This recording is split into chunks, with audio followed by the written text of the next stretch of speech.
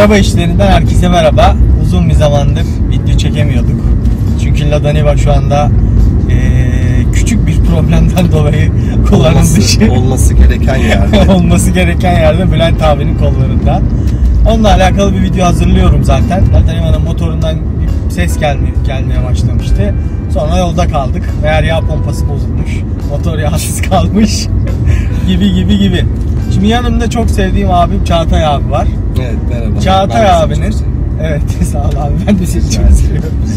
Çağatay abinin çok güzel bir E46 3.16'sı var, makyajlı kasa. Onun videolarını çekelim dedim. Çağatay abi de sağ olsun beni kırmadı.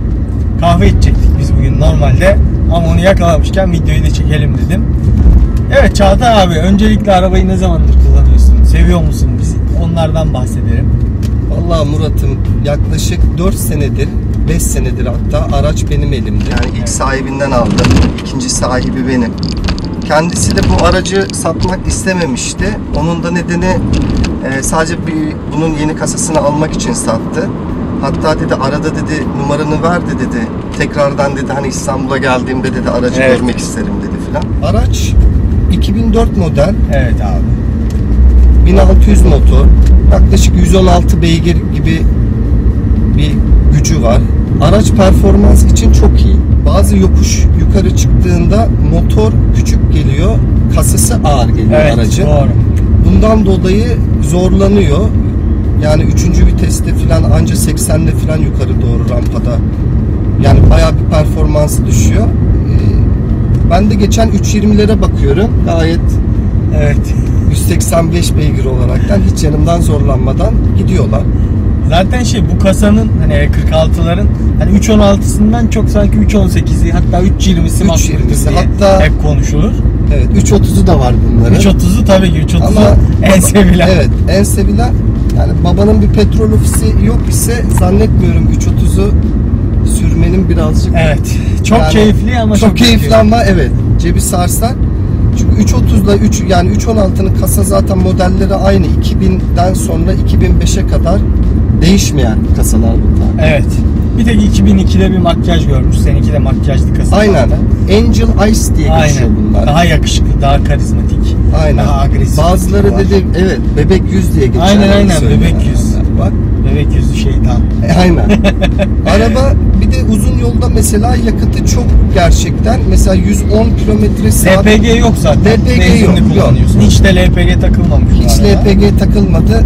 Yani taktırmayı da düşünmedim açıkçası. Evet.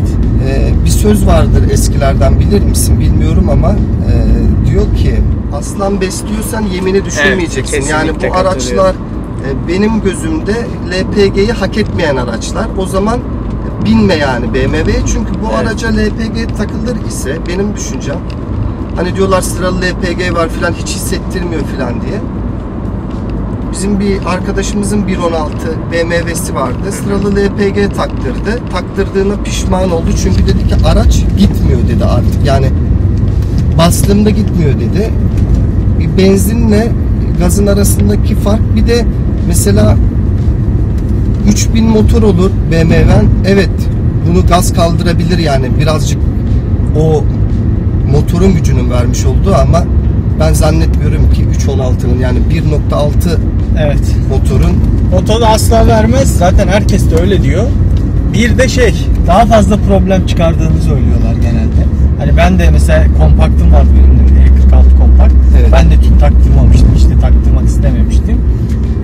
Hep mesela ustaya gittiğim zaman, Ekrem Usta var Maslak'ta. Evet. Hep gittiğimde LPG'li araçlar vardı orada ve gerçek BMW ustaları da hiç LPG'yi sevmiyorlar bu yüzden. Evet. Aracın çok fazla problem çıkarmaya başladığını söylüyorlar. Evet. Bir de mesela yakıttan da bahsedecek olur isek yaklaşık 110 kilometre sabit hızla gidildi mi yani şehirler arası yolda yakıt tüketimi hemen hemen 5 litreleri görüyor araç. 5 litre çok iyi. Evet. 5 litre. 120 ile de filan giderseniz eğer otobanda 6,5-7 litreleri görüyor. 120 sabit hızda ve çok iyi. Şehir içinde de yakıtı, yani yalan olmasın, 10 litreleri görüyor, 11 litreleri görüyor. Çok dur katta. Maksimumu bu ama değil mi? Yani 11 litre. 11 litre, 12 litre. Ya bu da güzel bir veri çünkü şu anda son model çıkan otomobillerde bile benzinliler zaten hani bu ayarda gidiyor. Hani Volkswagen grubunu saymazsak Volkswagen grubunun gerçekten akıllı motor dedikleri aynen 3 öyle. litrelere falan düşüyor benzinde ama bu yaşta bir otomobil için gayet iyi bir performans aslında. Yani şu oturduğunuz direksiyonda bile mesela ben hiçbir arabada almadığım keyfi alıyorum. Kesinlikle. Yani burası bana o kadar şey geliyor ki sanki burada oturduğumda yani evimdeymişim gibi hissediyorum yani. Evet, zaten rahatlık, E46 evet dünya çapında çok sevilen bir kasa. Aynen. Hani bazıları gerçekten BMW'nin 3 kasasının E46'dan sonra kalitesini düştüğünü kesinlikle öyle. Öyle bir görüş yani var. 2018-2019 sürdüğüm bazı arabalarda şu orta konsolle direksiyonu tutuş ve yani şurada elini koyup normalde vites değiştirirken filan ki öyle bir mesafe ayarlamaları varmış ki yani evet. Ben bunu mesela arabayı vites değiştirdiğimde çok rahat ve ellerimi hiç böyle evet çok konforlu. Dansöz gibi oynatmadan değiştirebiliyorum. Ben de mesela az yaksın diye kendi BMW'mi satıp Peugeot 208 aldım. 2014 model. Evet onu görmüştüm ben sana. Yani E46'nın yanından bile geçemez. Evet yakıt olarak az yakıyor ama yani şöyle şeyler var. Hatta onunla alakalı video da çekmiştim ben. Videoyu çektiğimde çok memnundum bu arada. Evet. Daha sonra yani bir katalizör arızası çıktı, bir şeyler çıktı, şanzıman arızası verdi. Bir anda 5.000 lira masraf yapmak zorunda kaldım. Ve o 5.000 lira benim bir yılda zaten yakıttan ettiğim kardı yani. Aynen öyle. Onu başka bir şeye vermiş oldum. Aynı söylediğim gibi abi bir şey koymuşlar, kol dayama. Evet. Yani şu kadar falan şöyle. Evet onu yani iki kişi yan yana da olur yani. Zaman böyle bir utanıyorsun, sıkılıyorsun. Sanki ortak. Evet ama bunda öyle bir şey yok evet. yani. İki kişi çok rahatlıkla yolculuk yapabiliyorsun, ayaklarını uzatabiliyorsun vesaire. Bir zaman böyle Peugeot 301 sürdüm. Rentekar'dan kiralamıştık. Yeminle söylüyorum. Viraja girdiğimde yani 70-80 ile girdim şehir içinde bir yerde. Ama şeydi yani böyle viraj kaldırıyordu yolu yani o hızı. Evet. Arabanın arkası falan gitmeye başladı. Korktum. O an dedim ki sakın yani bu araçla atıyorum yani 110'la 120 ile giderken bile ani bir manevrada araç kendini o kadar rahat topluyor ki hatta benim bu BMW'nin bu kasasına söylediğim şey yol tutuşuna kertenkele gibi gidiyor yani. Evet doğru. Hani bana mısın demedim. İnsan kendini güvende hissediyor ya. Bu araçta evet güvende hissediyorsun. Bir de bu 316'nın en yüksek yani şimdilerde Highline paketi diyorlar ya eksklusif.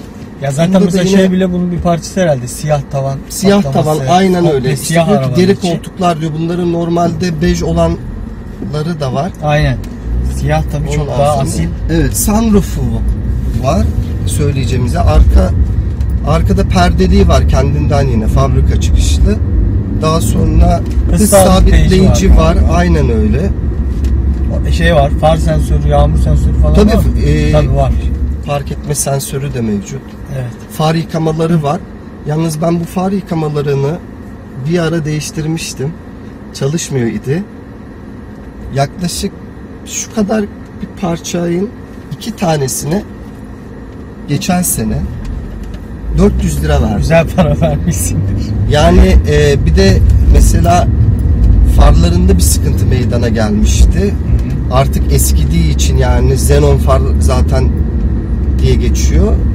Eskidiği için değiştirme kararı aldım. Çıkmasını da almak istemedim. Sonuçta hani bu arabaya biniyorsan birazcık hakkını vermek lazım. Geçen sene işte yaklaşık 8.000 lira, özür dilerim, 10.000 liraya aldım. İkisini. İki sadece. Evet, iki bu tane biraz yedek parçada pahalılık var galiba. Yedek parçada var. Evet. Biraz öyle. Sanayiden girdiğiniz zaman tanıdığınız yoksa BMW logosu size artı 500 yazdırıyor yani. Onun kaçarı yok. Şimdi mesela Sefaköy'de bir çorbacıya git gece. Tabii. Şimdi Peugeot 208'de geldiğinde vale gelmiyor. Ama BMW'de geldiğinde hoş geldin abi diyor. Bu bir son model de değil. Tabii, yani. Hani 2004 model. Gitti 20 lira diyorsun orada. Yani araç bir de 2004 model yani normal gri bir 316 BMW yani E46 kasa ama Peugeot oldu mu bakmıyor ama BMW oldu mu hoş geldin abi oluyor. Böyle küçük öngörülemeyen giderlere de kendinizi hazırlamanız lazım. Tabii bir de öyle de bir durum çıkıyor. Hem çorbaya para veriyorsun hem valeye, yani ister istemez sadece kapıyı açmaya da, yani helali hoş olsun tabii, onun da işi o ama evet, güzel, konforu güzel. Yani 2004 olmasına rağmen. Kaç binde abi bir de araç, onu da söyleyelim. Araç 258 binde, ben 172 binde almıştım aracı. Ya 5 senede hemen hemen 90-100 bin kilometre yaptım. Bakımlarını her zaman götürüyorum ama bu ara ustanın biraz işleri yoğunmuş. Ondan dolayı bu ara götüremiyorum. Bir de araç mesela 2004 olmasına rağmen yine de dediğim şey var. İçine ses almıyor araç. Evet, şu an bayağı sessiz bir ortamda Ya da yolculuk yapıyoruz. Yani gerçekten güzel. Şimdi bir de piyasanın da yükseldiğini varsayarsak bence en yani düşük 70 bin lira. Yani 65 bin lira bu kasanın 3.16'sına Evet. veriyorlar. Geçen birinde gördüm 85 bin lira yazıyordu sitede. Güzel bakmış, kilometresi düşüktü yani. Verilir mi? Yani 85 milyara, ya 90 milyara sembol ya da mikra, yani Evet, o tarz kesinlikle. bir araba alacağıma, hani o parayı ona vereceğine ben hala diyorum yani git yine bir BMW ya da Mercedes, yani alınması lazım gereken araçlardan. Özellikle yani biniciyseniz, bir arabayı 5 sene binmeyi düşünüyorsanız bence de bu yönde harcama yapmak lazım. Piyasa çok yükseldi evet ama yani şimdi 70 bin liralar 80 bin liralardan bahsediyoruz E46 kasalar için. Ama diğer araçlar da yükseldi. Şimdi 80 bin liraya bence yani bir Peugeot alacağınıza BMW almak çok daha mantıklı. Ve BMW'de kilometre problemi de yok aslında, BMW ve Mercedes'te. Evet. Araç bakımlıysa yani gerçekten 1 milyon kilometre ediyor gider diyor yani, evet. Bakımını yaptırdıktan sonra diyor. Burada kritik nokta bakımlı bir araç bulabilmek. Bakımlı araç bulduğunuzu da kendinizin anlaması BMW için biraz zor. Ben hep şeyi söylüyorum ya, bana da soranlara. Hani BMW alırken de normal ekspertize götürmek yeterli kalmıyor pek aslında. Kesinlikle İyi doğru. bir BMW ustasına göstermeniz gerekiyor.